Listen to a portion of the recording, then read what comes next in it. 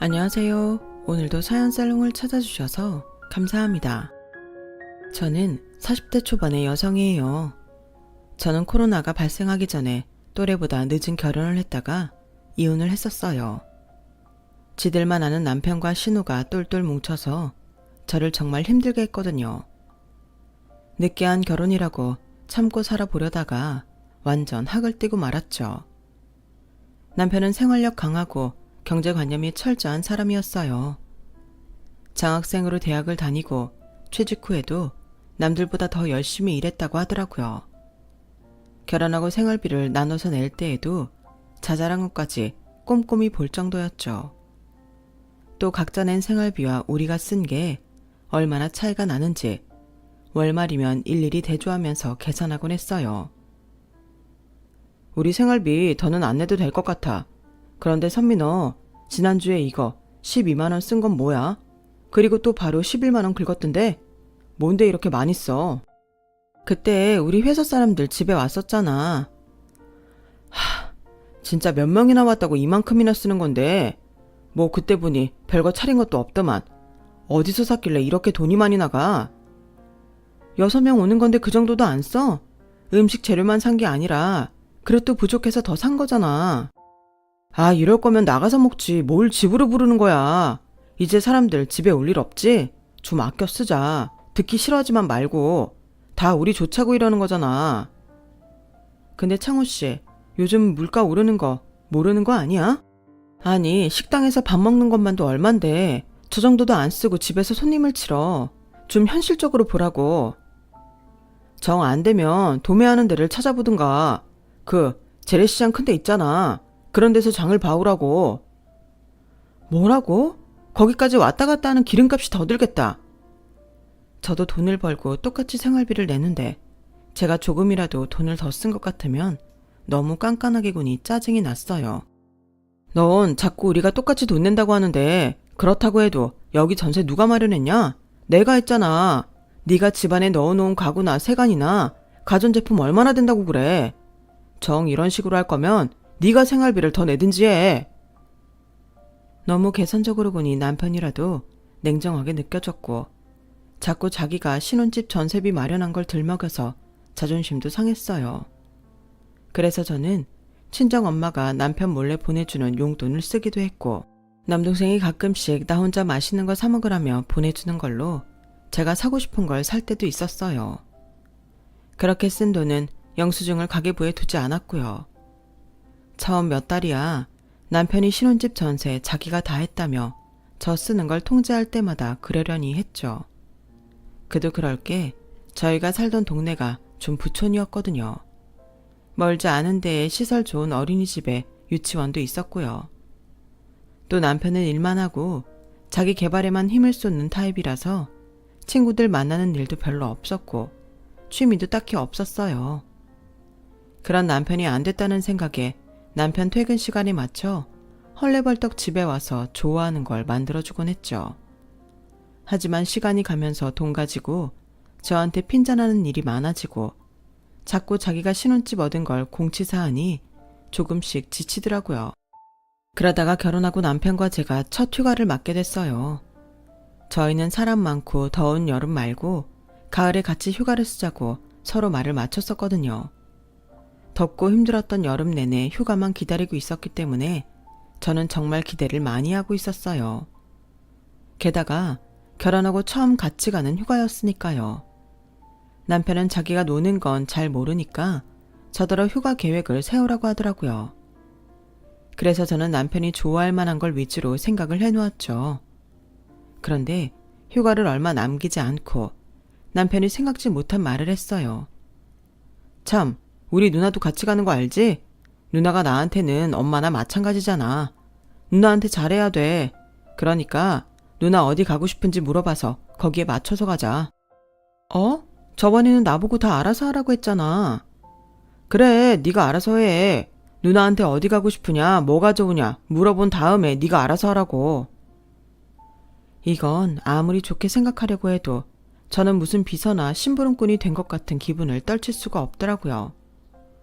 그럼 우리가 좋아하는 건 내가 원하는 것도 넣지 말고 형님한테 다 맞춰야 되는 거야? 야, 넌 그게 그렇게 힘드냐? 네가 시댁에 시어머니가 있냐, 시아버지가 있냐? 겨우 하나 있는 우리 누나랑 같이 여행 가면서 좀 맞춰달라는데 그걸 갖고 불평하면 어떡해?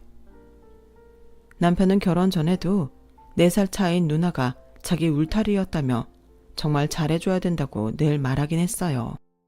불평이 아니라 나도 이번 휴가 기다렸거든. 결혼하고 첫 휴가라서 둘이 오붓하게 좋은 시간 보낼 줄 알았는데 형님도 가시고 거기다 취향 같은 것도 전부 형님한테 맞추라니까 좀 그렇잖아. 그럼 나는 왜 가냐고. 내가 원하는 거 하나도 못하잖아. 네 말대로 우리 결혼하고 처음 가는 휴가잖아. 누나는 혼자 집에 있을 텐데 우리끼리 가는 게 걸려서 그래. 휴가 가서 쓸 돈은 내가 다 낼 테니까 이번에는 그렇게 하는 걸로 해. 결국 남편 뜻대로 하기로 하고 저는 형님한테 전화해서 어디로 여행을 가고 싶은지 물어봤어요. 나 유럽 가보고 싶어. 이탈리아. 거기 그렇게 좋다는데 내 친구들 중에 나만 아직 못 가본 거 있지? 저는 국내 여행도 아니고 가까운 아시아도 아니고 대뜸 유럽을 가고 싶다는 말에 남편이 이 비용을 낼지 걱정이 됐어요. 그런데 그 말을 들은 남편은 의외로 순순히 알겠다고 하더군요. 그래, 그럼 이탈리아 가는 걸로 해. 지금 예약해도 늦지 않았지? 숙소 같은 건 괜찮은데 남아 있으려나? 누나가 다른 것보다 자는 데가 불편한 걸 못 견디거든. 그러니까 좀 비싸도 괜찮은 호텔로 알아봐.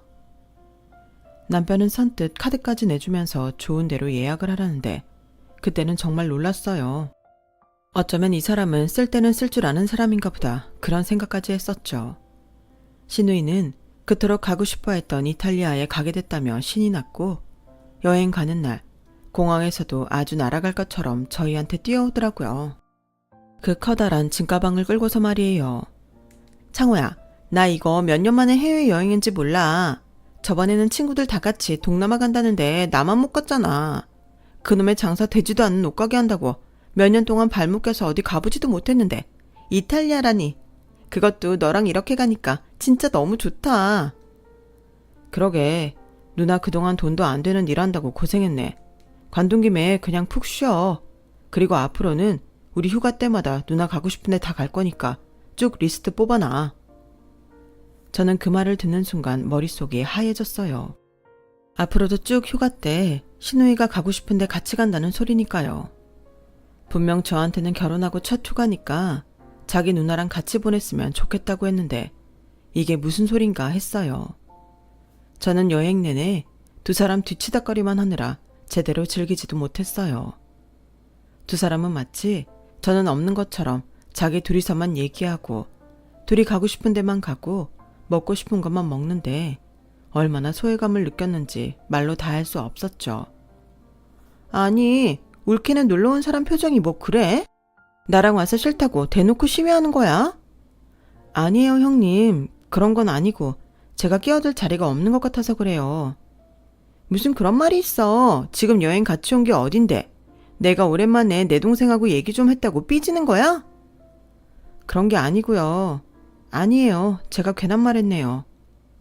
제 기분을 말해도 오히려 저만 이상한 사람이 되는 분위기라 저는 그저 입을 다물고 있어야만 했죠. 남편은 제 기분 같은 건 신경도 쓰지 않았고 둘은 면세점에서도 어찌나 명품을 펑펑 사대는지 기가 막혔어요. 저 사람이 정말 평소에 나한테 손님상 차리는 돈 하나하나 따지던 그 사람이 맞나 싶을 정도였죠. 그래도 고등학교 때 부모님 잃고 누나와 외롭게 살아서 이제라도 둘이 누리면서 살려고 하나 보다 하며 이해하려고 했어요. 하지만 몇 달 후 명절 연휴 때 저는 그게 아니라는 걸 알게 됐어요. 연차에 자잘하게 쓸 수 있었던 휴가를 전부 붙여서 명절 연휴까지 합쳐서 일주일의 시간을 내게 됐거든요. 가을에 시누이랑 여행 가면서 엄마한테는 아무것도 못 해드린 게 마음에 걸려서 엄마랑 같이 동남아 여행이라도 가려고 했죠. 근데 제 이야기를 들은 남편은 대뜸 짜증을 내며 이러더라고요. 야, 그때 누나랑 제주도 가기로 다 했는데 네 마음대로 장모님하고 동남아를 간다고 하면 어떡해? 뭐? 형님하고 또 여행을 간다고? 우리 휴가 형님하고 다 썼으면 이번에는 우리 엄마하고도 보내야지. 아니, 나는 당연히 네가 우리랑 같이 지내는 줄 알았지. 내가 예약까지 다 해놨는데 갑자기 그런 말을 하면 어떡하냐? 남편이 하도 펄펄 뛰어서 저는 어쩔 수 없이 여행을 취소하며 엄마한테 미안하다고 했어요. 됐어. 엄마랑은 나중에 가면 되지. 박서방이 누나 생각을 끔찍이 하나 보네. 기왕 가는 거 기분 좋게 가서 재밌게 놀다 와. 그래도 명절인데 내가 제주도 갔다 와서 엄마 보러 갈게. 진짜 미안해 엄마. 그렇게 저는 마음에도 없는 제주도 여행을 가게 됐는데 공항에서 티켓을 보고 정말 깜짝 놀랐어요. 남편이 비즈니스석을 샀더라고요. 아니, 이거 제대로 산 거 맞아? 비즈니스석 맞냐고. 놀 때는 확실히 기분 내면서 놀아야지. 비행기에 탄 신우이는 아주 신이 났더라고요. 창호야, 비즈니스석이 좋긴 좋다. 웬일이니? 금방 내려야 된다는 게 너무 아쉬울 것 같아. 우리 다음에 먼데 갈 때도 비즈니스석 타면 안 돼? 왜 안 돼? 앞으로 어디를 가든 비즈니스 타고 가자. 그까짓 거 뭐 1년에 한 번인데 어려울 거 뭐 있어? 순간 어제도 제가 과일값 많이 썼다며 잔소리를 하며 돈 아껴 쓰라던 남편의 모습이 떠올랐어요. 제주도로 향하면서 저는 지난번 이탈리아 여행 때처럼 저만 소외당하면 어쩌나 걱정이 됐어요. 그리고 걱정했던 대로 두 사람은 자기들끼리 몰려다니고 가고 싶은 데 가고 저는 마치 들러리처럼 따라다니기만 했어요. 두 사람은 마치 자기들 여행에 저를 어쩔 수 없이 끼워준 것처럼 꽤나 대단한 관용을 베풀었다는 식으로 행동했고 저는 그게 너무 화가 났죠. 그래서 제가 아무 말도 안 하고 가만히 있다가 저녁만 먹고 먼저 들어가겠다고 하고 방으로 들어왔어요. 그랬더니 그날 밤 신우이가 저를 불러내더라고요. 울케, 저번에도 그렇고 울케 참 사람 불편하게 한다. 이렇게 혼자 따로 놀고 불어 터져 있으면 같이 있는 사람들 뭐가 돼? 창호가 얼마나 무안하겠어? 다른 사람 생각은 못해? 글쎄요. 저는 제가 그 자리에 없어도 특별히 두 사람 불편한 것도 모르겠고 어차피 저한테는 말 한마디 안 시키니 그런 자리에서 어정쩡하게 있는 것보다 혼자 쉬는 게 나은 것 같은데요. 아니, 어떻게 사람이 그것밖에 안 돼? 전에도 느꼈는데 올케는 그런 소갈머리 가지고 정상적인 사회생활 가능한 거야? 그러니 우리 창호처럼 좋은 회사 못 가고 그저 그런 회사 다니는 것도 빡세겠지. 저는 그 자리에서 신우이하고 한바탕 붙고 싶었지만 그래도 놀러온 자리인데 싸움까지는 하고 싶지 않아서 참았어요. 그렇게 느꼈다면 조심하겠다고 말하고 애써 넘어갔죠. 남편은 다음날 마지막 저녁 식사 때 호텔 레스토랑에서 제일 비싼 코스 요리를 시키더라고요. 그것마저도 불편했다면 제가 정말 이상한 거겠죠. 하지만 그게 너무 속이 쓰렸던 건 다른 이유가 있었어요. 남편과 제가 신혼여행으로 왔던 곳이 바로 제주도였는데요. 그때도 남편은 제가 해외로 가고 싶다고 하자 자기는 그렇게까지 시간 낼 수도 없고 여유도 없다고 딱 잘라 말했었거든요. 아쉬웠지만 제주도에서도 다른 때에는 못 해보는 거 다 해보면 되지라는 생각으로 왔었는데 남편은 자기 기준에서 몇천 원 아니 몇백 원만 넘어가도 더 싼 데를 찾고 예약했던 레스토랑도 다 취소했었어요. 그래서 이런 비싼 호텔 레스토랑은 엄두도 못 냈었는데 누나하고 먹을 때는 돈을 팍팍 쓰는 게 너무 서운하다군요. 저는 더 이상 겉으로 서운한 티는 내지 않았지만 속으로 남편에 대한 섭섭함과 원망이 쌓여갔어요. 그리고 집으로 돌아온 저는 친정으로 가서 엄마와 남동생과 함께 무작정 제일 빠른 동남아행 티켓을 사서 함께 여행을 떠나버렸어요. 물론 가기 전에 남편한테 물어보기는 했죠. 창호씨, 우리 엄마랑 동생이랑 놀러 갈 건데 갈래? 뭐? 이제 막 여행 갔다 왔는데 어디를 또 가? 집에서 쉬어야 출근도 하지. 그럼 나는 친정 식구들이랑 여행 갔다 올 테니까 창호씨는 쉬어. 뭐라고? 나보고 혼자 집에 있으라고? 그럼 밥은? 아니, 밥 챙겨 먹을 줄 몰라? 결혼한 지 얼마나 됐다고 혼자 챙겨 먹던 시절 까먹었어? 아무튼 그렇게 알아. 난 갈 거야. 야, 너 설마 네가 다 돈 쓰는 거 아니지? 내 돈을 쓰든 엄마나 산옥이 돈을 쓰든 우리가 알아서 할게. 생각 없이 돈 쓰고 그러지 마. 어르신들은 어디를 가든 좋은 데만 가려고 해서 그거 맞춰주다 보면 아주 거덜난다.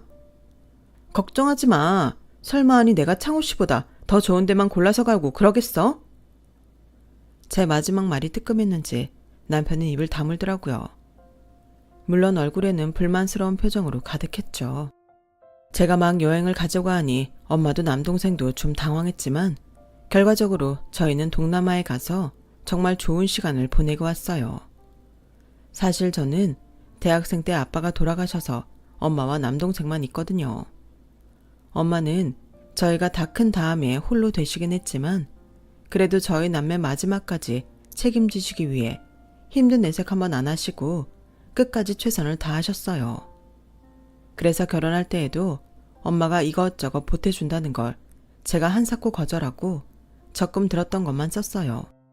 엄마는 그게 마음에 걸리셨던 건지 결혼 후 남편 몰래 저한테 용돈을 계속 보내주셨고요. 저희 가족여행에서는 누구 할 것 없이 각자가 돈을 내면서 정말 즐거운 시간을 보냈어요. 그리고 집에 왔는데 남편은 저를 보자마자 대뜸 얼마나 썼어? 2번씩이나 여행 가고 너도 참 팔자 좋다. 이런 말부터 하더라고요. 선 넘지 마. 나 분명히 창호 씨한테 같이 가겠냐고 물어봤고 창호 씨가 안 간다고 한 거잖아. 나 결혼하고서 명절 때고 휴가 때고 친정 제대로 챙기지 못해서 이번 명절 때 꼭 같이 여행 가려고 마음먹고 있다가 창호 씨가 형님하고 제주도 가기로 하고 예약도 다 했다고 해서 간 거였어. 그래서 이게 다 나 때문이다 이거냐? 피차 마찬가지 아니겠어? 나도 더 빨리 말했어야 했고 창호 씨도 혼자 정할 게 아니라 나랑 의논했어야 맞고 안 그래? 그렇게 저는 여행을 다녀오자마자 남편과 다투게 됐고 저희는 조금씩 앙금이 남은 채로 시간을 보내게 됐어요. 그리고 얼마 후 남편은 사흘 휴가가 생겼다고 하더라고요. 회사 차원에서 쉬는 날에 연차를 붙였다는 거였어요. 창호 씨, 그럼 우리 엄마 모시고 어디 갔다 오자. 창호 씨는 우리 엄마랑 여행은 가본 적 없잖아. 야, 나 돈 없어. 그 여행 가려면 명색이 내가 사위인데 내가 돈 다 써야 될 거 아냐. 너 저번에 동남아 가서 얼마 썼어? 자세히 얘기 안 하는 거 보면 꽤 썼을 것 같은데. 내가 그랬잖아. 어른들하고 가면 꼭 초과해서 쓰게 된다고. 그리고 나 이번에는 혼자 조용히 캠핑하고 올 거니까 그런 줄 알아. 선미 너는 내가 어디서 돈이 막 솟는 줄 아나 봐? 저는 섭섭함을 넘어 이제 분노가 일었어요. 왜냐하면 며칠 전 시누이가 당일치기 여행을 갔다 오고 싶다니까 아예 1박을 하자며 남편이 나서서 예약하고 돈을 다 쓰고 왔거든요. 저는 그제야 이 사람은 우리 친정에는 한 푼도 돈 쓸 생각이 없다는 걸 알았어요. 거기에는 저도 포함되는 것 같더라고요. 그렇지 않으면 자기는 밖에서 막 비싼 외식하고 오면서 저한테만 돈 얼마 썼냐며 들들 볶을 리가 없으니까요. 저는 너무 열이 받아서 그날 퇴근을 하고 바로 친정으로 갔어요. 마침 남동생이 집에 와 있더라고요.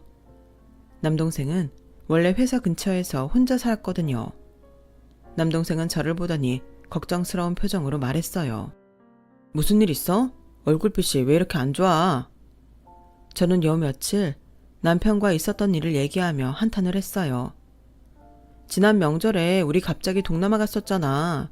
그것도 남편이 신우랑 같이 여행 가서 너무 티나게 자기네 누나하고만 어울려 다니고 나는 소외시키니까 화도 났고 평소에는 나한테 돈 10,000원 쓰는 것도 뭐라 그러면서 자기랑 자기 누나 먹고 쓰는 건 펑펑 쓰니까 너무 속상하더라고. 내가 무슨 천덕꾸러기 같고. 그래서 열받아서 가자고 했던 거야. 제 이야기를 말없이 듣던 남동생은 엄마가 오자 그 말을 그대로 전하더라고요. 저는 평소 엄마 성격이면 그러려니 넘어가라고 하실 줄 알았어요. 그런데 예상외로 엄마는 버럭 화를 내시는 거였어요. 아니, 그깟 여행 중 가서 사람을 무안하게 해? 그것도 지 와이프를? 그리고 뭐? 돈 지가 다 써야 된다고 지 장모랑은 여행을 못 가겠다고? 나 참. 선미야, 우리 여행 가자. 아주 럭셔리하게 갔다 오자고. 이거 박서방한테도 꼭 얘기해라. 알았지? 그렇게 엄마는 전화를 한 통 걸더니 프랑스, 독일, 오스트리아, 네덜란드를 돌고 오는 여행 예약을 하시더라고요. 저는 엄마가 말씀하신 대로 집에 와서 남편한테 그 이야기를 했어요. 남편은 아주 어이가 없다는 듯이 저를 쳐다보더라고요. 야, 네가 얼마나 가서 우는 소리를 했으면 장모님이 그런 여행을 가자고 했겠어? 너 바로 전화해서 당장 취소하자고 해. 싫어. 나도 엄마랑 여행 갈 거야. 나 솔직히 창호 씨랑 형님이랑 갔던 여행들 나만 소외되고 제대로 놀지도 못했어. 이 기회에 나도 제대로 유럽 여행 좀 갔다 와야겠다. 그럴 거면 그냥 장모님 돈으로 다녀와. 난 우리 집 돈 한 푼도 나가는 걸 허용 못해. 그러니까 장모님 돈으로 그게 다 감당이 되면 가고, 아니면 네가 알아서 잘 판단하라고. 야, 누가 보면 여태까지 여행 간 거에 네 돈만 들어간 줄 알겠다. 너 형님하고 여행 가서 쓴 카드값은 꼬박꼬박 우리 둘이 생활비 넣는 통장으로 결제하더라. 그래놓고 뭐? 나랑 엄마 여행 가는 거에 돈 한 푼도 못 나간다고? 아주 양심이 없다 못해 죽어버렸나 보네. 뭐? 너 말 다 했어? 아니, 다 못했어. 내가 니네 남매 여행 가는데 가방 못지하라고 결혼한 줄 알아? 나는 제대로 쓰지도 못하게 하면서 니네 남매 먹고 쓰는데 돈 보태려고 너랑 사는 거 아니라고. 저는 완전 폭발해버렸고 그날 남편과 대판 싸우고 계속 서먹한 날들을 보냈어요. 그리고 며칠 후 남편은 저한테 각서 한 장을 내밀더라고요. 여기다 사인해. 그러면 장모님하고 유럽 가도 되고 아니면 못 갈 줄 알아. 각서에는 제가 유럽 여행 가서 절대 돈을 쓰지 않겠다는 내용이 있더라고요. 참 어이없기도 했지만 저 인간이라면 이러고도 남겠다는 생각도 들더라고요. 제가 이런 각서에는 사인 못한다고 하니 남편은 길길이 뛰었어요. 저와 남편은 또 다투고 말았고 남편은 유치하게 그 자리에서 자기 누나한테 전화해서 제가 얼마나 자기 말을 안 듣고 친정에 쪼르르 가서 별 얘기 다 한다며 아주 한바탕 하더라고요. 그러자 신우가 그 밤에 집에 찾아와 저한테 아주 설교를 하더군요. 울케가 속 좁고 꼬인 사람이라는 거 진작 알아보긴 했는데 이런 식으로 내 동생 힘들게 하면 곤란해. 아니, 여행 가서 돈을 한 푼도 쓰고 오지 않겠다는 각서에 사인 안 하면 못 간다는 건 말도 안 되죠. 제가 뭐 창호 씨 돈 무의도식하면서 쓰는 것도 아닌데 왜 그런 각서에 사인을 해야 돼요? 아, 정말 말이 안 통하네. 울케는 이제 이 집 사람이잖아.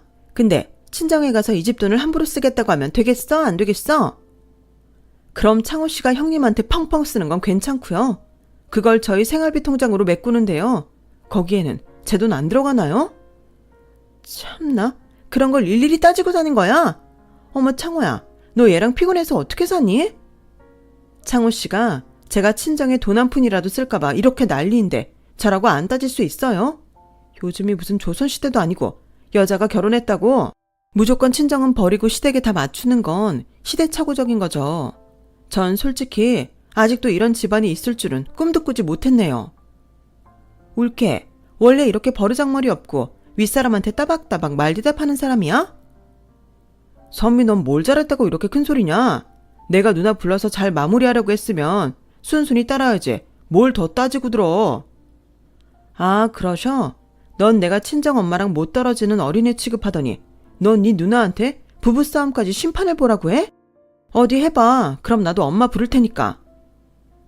유치한 건 알고 있지만 당시에는 너무 화가 나서 앞뒤 잴 것도 없이 저도 친정엄마를 불렀어요.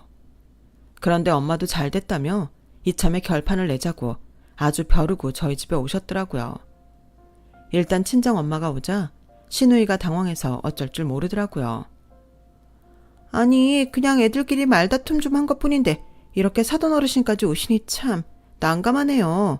울케가 아직 철이 좀 덜 든 것 같아요. 그거 참 듣기 거북하네요. 사돈 처녀, 결혼 안 했으니 이렇게 불러도 되죠? 두 사람 싸움에 먼저 다른 사람 끌어들인 건 박서방인 걸로 아는데요. 엄마의 이 한마디에 남편도 신우이도 입을 다물고 말았어요. 일단 좀 조용해지자 엄마는 자리에 앉아서 남편을 앞에 앉혔어요. 남편은 마지못해 뚱한 얼굴로 엄마 앞에 앉더군요. 자네가 우리 선미 친정에 돈 쓸까봐 아주 전전긍긍하는 것 같더군. 그리고 처가 식구들하고는 어디 여행 가는 것도 그렇게 싫어하고. 그게 장모님 좀 오해가 있는 것 같은데요. 제가 원래 선약도 있었고 저희가 신혼인데 너무 기분 내키는 대로 돈 쓰는 건 좀 아닌 것 같아서 조심하자는 의미로 말한 거였어요.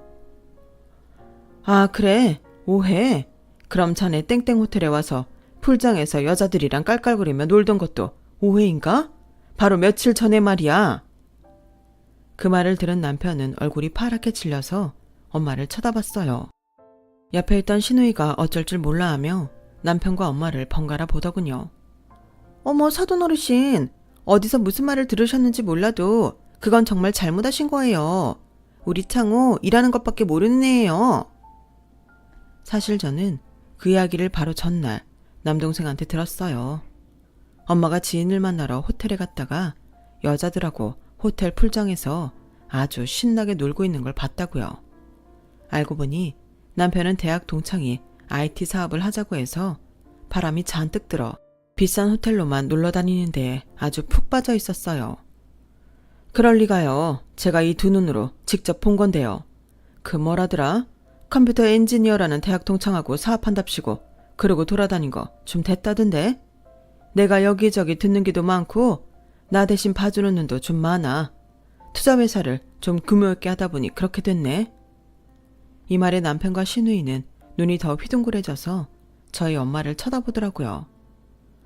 네, 사실 저희 엄마는 투자회사를 운영하고 계셨어요. 원래 그런 일을 한다고 나서서 말씀하시는 분도 아니었고 엄마가 투자회사 대표인 걸 안다고 달라지는 사람은 싫다며 시간이 지나면 차차 남편한테도 말씀하겠다고 하셨어요. 저는 엄마 덕을 본다는 얘기를 들을까봐 아예 다른 직종에서 일을 하고 있었어요. 그건 남동생도 마찬가지였어요. 그리고 남동생이야말로 IT 회사를 다니다가 거기에서 독립하시는 분을 따라 나와서 부대표 직함을 달고 있었고요. 이 모든 걸 들은 남편은 원망스럽게 절 보더라고요. 선미야, 너 왜 이런 얘기 진작에 하지 않은 거야? 얘기하면 창호 씨가 나한테 하는 게 달라졌겠구나. 근데 나 얘기하긴 했어. 내 동생은 아는 분하고 조그맣게 사업체 꾸리고 있다고 했고 엄마도 나름 일하고 계시다고 했잖아. 아니 옳게 그건 말이 다르지. 그렇게 말하면 누가 이런 일 하는 건지 어떻게 알겠어. 사람이 참 애매하다니까. 지금 우리 선미가 잘못했다는 거예요, 사돈처녀? 그나저나 선욱이가 하는 일이 바뀌면 대우도 달라지는 겁니까? 그런 식으로 생각하는 사람이었군요. 박서방 자네도 그렇고. 그러자 두 사람은 다 우물쭈물하며 말을 잇지 못하더라고요. 엄마는 그런 두 사람한테 이렇게 말씀하셨어요. 난 우리 선미랑 유럽 여행이나 다녀와야겠네. 지난번에 자네가 자네 누나랑 이탈리아 가면서 마치 우리 선미 꼽살이 끼워준 것처럼 그랬다면서 매번 선미가 쓰는 돈 가지고 트집 잡고 우리 선미가 돈을 안 버는 애도 아니고 자네 생각해서 꼭 퇴근 시간 맞춰서 이런저런 신경도 많이 써준 걸로 알고 있는데 자네는 우리 딸이 친정에 돈 한 푼이라도 쓸까봐 이런 각서까지 만들다가 싸움판 만든 게 나는 참 어이가 없어. 아무튼 이제 우리 여행 가는데 불만 없지? 그럼 나머지 이야기는 우리 여행 갔다 와서 계속하지. 라고 하자 남편은 갑자기 엄마 앞에 무릎을 꿇더라고요. 장모님, 제 생각이 짧았습니다. 그 여행 저도 같이 갈게요. 가서 장모님도 잘 모시고 선미한테도 그동안 섭섭했던 거 다 풀 수 있도록 할게요. 저도 같이 가게 해주세요. 자네는 사업하느라 바쁜 거 아니었어? 아, 그러고 보니 자네도 자네 동창도 자금 모으는데 아주 어려움을 겪고 있다는 얘기는 좀 들었어. 사실 자네들이 뛰어든 사업이 좀 진부해서 자금줄 찾기가 쉽지는 않을 것 같더군. 설마 나한테서 어떻게 자금을 받으려고 이러는 건 아니겠지? 무슨 그런 말씀을 하세요. 제가 사위잖아요. 사위가 장모님 모시는 게 당연하죠. 그래, 자네 말 잘했네. 나도 자네가 남편으로서 우리 선미한테 상처 안 주고 잘해줄 줄 알았어. 생활력 강하고 내 딸한테 잘해줄 줄 알고 결혼 허락했다고. 그런데 이게 뭔가? 돈 때문에 내 딸 자존감을 이렇게까지 망가뜨릴 줄 누가 알았겠냐고. 자네가 사위니까 나한테 잘한다고 했나? 우리 선미도 그런 마음으로 자네 누나한테 했을 거야. 그런데 자네도 그렇고 사돈처녀? 신우이는 엄마가 부르는 소리에 경기라도 잃은 기처럼 화들짝 놀라며 엄마를 쳐다봤어요. 남의 딸 성격 이상한 사람으로 만들고 그러면 안 되죠. 내 딸도 사람인데 섭섭한 감정이야 들 수 있지 않겠어요? 아, 네, 물론이죠. 어르신 말씀이 다 맞아요. 저는 저렇게 저자세로 굽신거리는 신우이를 처음 봐서 정말 웃음이 나올 뻔하는 걸 애써 틀어막았어요. 그래서 나 여행 갔다 오면 본격적으로 우리 선미 이혼 소송 진행하려고 해요. 자네도 잘 알아둬. 아니, 이혼이라뇨. 아니에요, 장모님. 저 앞으로 잘할 수 있어요. 잘할게요. 저 장모님 회사에 들어가서 배울 것도 많잖아요. 그런데 이혼이라뇨. 저는 이혼 같은 거 꿈도 꿔본 적 없습니다. 맞아요, 어르신. 대뜸 그렇게 이혼 이야기를 꺼내시는 건 좀 아닌 것 같아요. 쟤들이 이혼하겠다고 하는 것도 아니잖아요. 어른들일수록 젊은 사람들이 서로 마음 합해서 잘 살 수 있도록 해주셔야죠. 그럼 이혼도 안 하고 내 딸을 계속 이 집에서 천덕꾸러기 취급하면서 돈도 못 쓰게 하고 살 작정이었어요? 그런가 자네? 내 딸이 자네 집안 뒤치다거리 하려고 결혼했어? 자네는 그런 마음으로 내 딸이랑 결혼했어? 아닙니다, 장모님. 이제부터는 그러지 않을 겁니다. 이제부터 그러지 않겠다는 건 지금까지는 그랬다는 거네.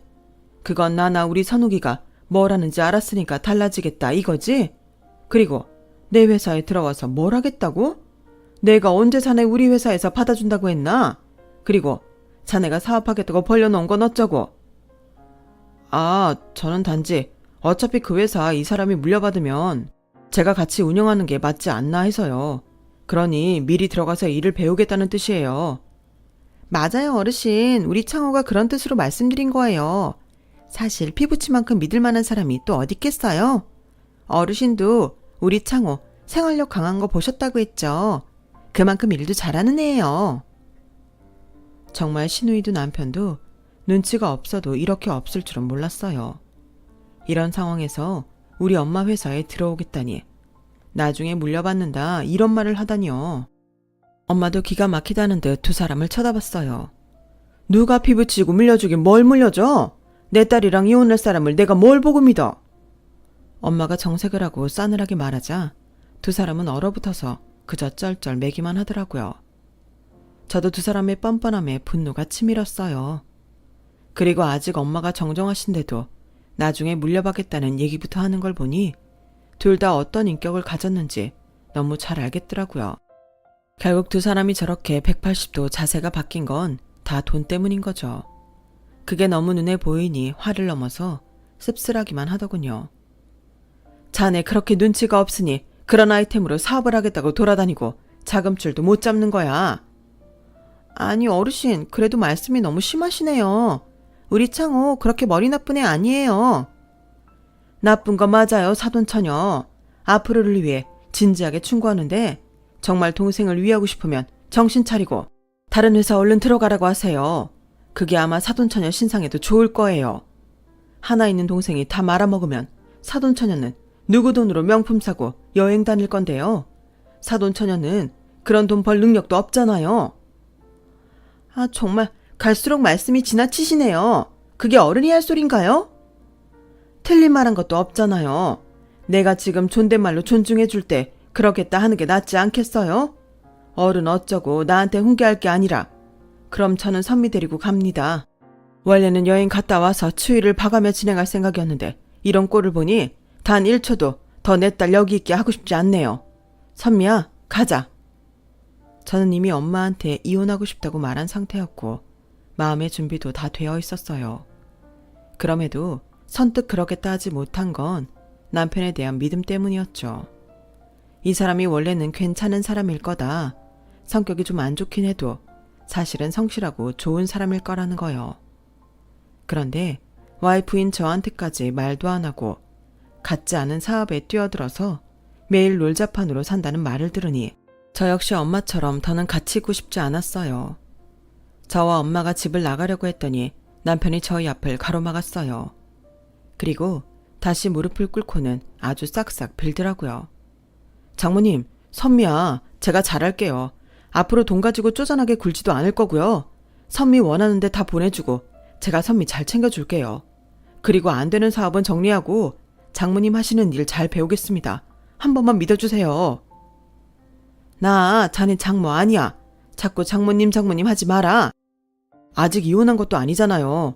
그리고 전 이혼 원하지 않습니다.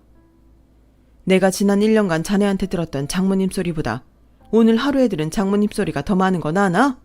그만큼 평소에 자네가 나한테 무심했다는 소리야. 그런 자네가 오늘은 갑자기 왜 이럴까? 이건 내가 투자사 대표라는 걸 알고 변한 것 같은데 맞지? 나는 이런 사람하고 내 딸 더는 같이 둘 수 없어. 그리고 믿지도 않아. 선미야, 뭐라고 말 좀 해봐. 넌 나 아직 좋아하잖아. 너 이혼할 생각했던 거야? 아니잖아. 이혼하고 싶다는 말은 내가 먼저 했어. 그래도 선뜻 실행에 옮기지 못했던 건 창호 씨한테 일말의 희망이 있었기 때문이야. 근데 창호 씨 알면 알수록 너무 실망스러워. 내가 완전 사람을 잘못 봤어. 창호 씨 신혼여행 때부터 나 힘들게 했어. 해외는 절대 못 간다고 해서 제주도 갔을 때 거기서도 비싼 건 못 한다고 얼마나 나 마음 힘들게 했는 줄 알아? 그런데 이번에 형님하고 갔을 때는 상상도 못한 호텔 레스토랑에서 아주 펑펑 써대더라. 창호 씨는 나를 가족으로 맞은 게 아니라 창호 씨 일하는데 편리한 부속품으로 알았던 거야. 그렇지 않고서야 내가 쓰는 돈을 그렇게 아까워할 수 있어? 모든 걸 그렇게 아끼면 말을 안 하겠는데 아니잖아. 창호 씨나 형님한테 쓰는 건 하나도 안 아깝잖아. 내가 창호 씨 가족이 될 수 없는데 창호 씨랑 사는 게 나한테 무슨 의미가 있어? 내가 왜, 뭐 때문에 내 인생을 그렇게 천덕꾸러기로 만들며 살아야 돼? 나 더는 그렇게 안 살아. 안 그럴 거야. 창호 씨랑 결혼한 거 진짜 내 인생의 흑역사야. 그 말을 마지막으로 저와 엄마는 그 집을 나왔어요.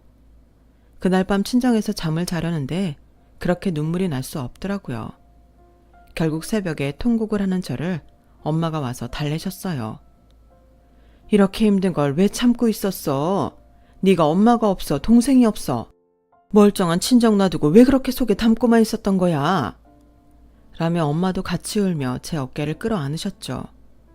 그렇게 며칠 후 저와 엄마는 유럽으로 여행을 떠났고 대학 때 배낭여행 갔던 것과는 또 다른 즐거운 시간을 보내고 왔어요. 엄마는 창호 씨가 이런 사람인 줄 알고 회사 대표인 거 말 안 했어? 하지 말자고 한 거야? 사실 나는 그 사람이 너무 기죽을까봐 말 안 했던 거야. 선욱이도 엄마도 사업한다고 하면 열등감 느낄까봐. 그랬다면 그 사람 본 모습을 알 기회도 없었겠지. 엄마가 살면서 그런 경우를 너무 많이 봐서 그랬던 것 같아. 돈이 있고 없고로 이 세상 얼마나 많은 사람들을 차별하니? 나는 그 사람 진심이 뭔지 궁금했어. 내 딸이 골랐으니 좋은 사람이겠거니 하면서도 한편으로는 마음이 놓이지 않았던 게 사실이야. 아무튼 그렇게 여행을 마치고 돌아온 후부터 저는 본격적으로 이혼 소송을 진행했어요. 남편은 처음에는 이혼 못 해준다고 난리를 피다가 결국 합의를 보지 못하고 소송을 했고 남편과 시누이가 그동안 저를 금전적으로 압박을 한 사실이 인정돼서 저희 뜻대로 이혼은 승소를 하게 됐죠. 이후로도 남편은 질척거리며 연락을 해왔지만 제가 냉정하게 대하자 어느 순간부터 연락이 끊겼어요. 제가 번호를 일일이 다 차단하기도 했고요. 좀 늦은 결혼이라 잘 살아보려고 했는데 인연이 아니면 어떤 식으로든 헤어지는 것 같아요. 저는 지금 돌싱의 시간을 만끽하며 제일 열심히 하고 잘 살고 있어요. 뭐 언젠가는 정말 좋은 사람이 나타날지 알겠어요. 지금까지 긴 이야기 들어주셔서 다들 감사드려요. 행복하고 즐거운 하루 되세요. 여러분, 사연 댓글에 응원과 현명한 조언 부탁드려요. 좋아요와 구독은 저에게 큰 힘이 됩니다. 오늘도 좋은 일 가득하세요.